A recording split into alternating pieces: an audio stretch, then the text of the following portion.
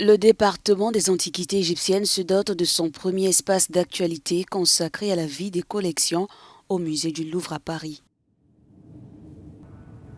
Une deuxième salle, dénommée Nil et des dieux, présente le dictionnaire des dieux. Pour la troisième salle, l'un des monuments funéraires de l'Ancien Empire, le mastaba d'Akhététop. Ce monument-là date de la 5e dynastie et il est, disons, de la même époque et du même état de civilisation de l'Égypte de l'Ancien Empire.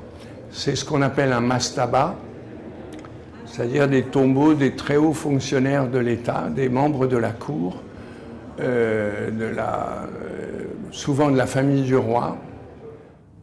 La nouvelle muséographie permet aux visiteurs de redécouvrir dans la première salle d'introduction la stèle géante du vizir Sénousret et le chien d'Assiout, exceptionnelle statue en calcaire d'un grand chien assis, tous deux restaurés selon le musée. Mais nous sommes dans la partie émergée de ce tombeau. On est dans la partie qui est à la surface et qui est accessible à la famille, qui est accessible aux prêtres pour entretenir le culte du mort. Parce que pour avoir une vie éternelle, il faut qu'on entretienne le culte qui permet cette vie éternelle. Après plus de 6 mois de fermeture au public en raison de la crise sanitaire, le musée du Louvre a rouvert ses portes le 19 mai dernier au grand bonheur de certains curieux désireux de découvrir l'histoire égyptienne.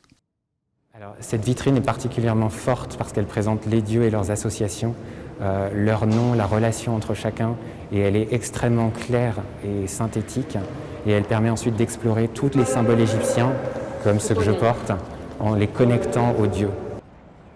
Selon le musée du Louvre, une découverte émouvante a été faite lors du démontage du mastaba, un message écrit par les artisans qui avaient déplacé la chapelle en 1932 indiquait « Les ancêtres vous saluent, adieu ».